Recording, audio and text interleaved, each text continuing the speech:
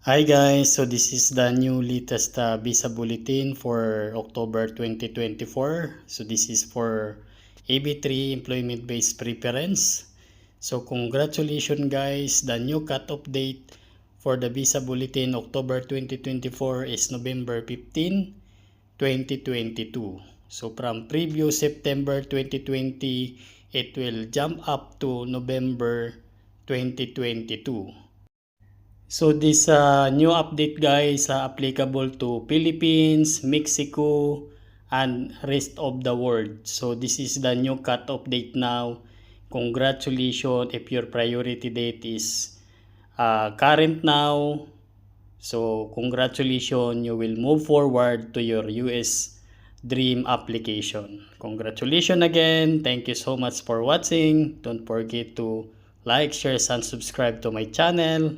Bye-bye.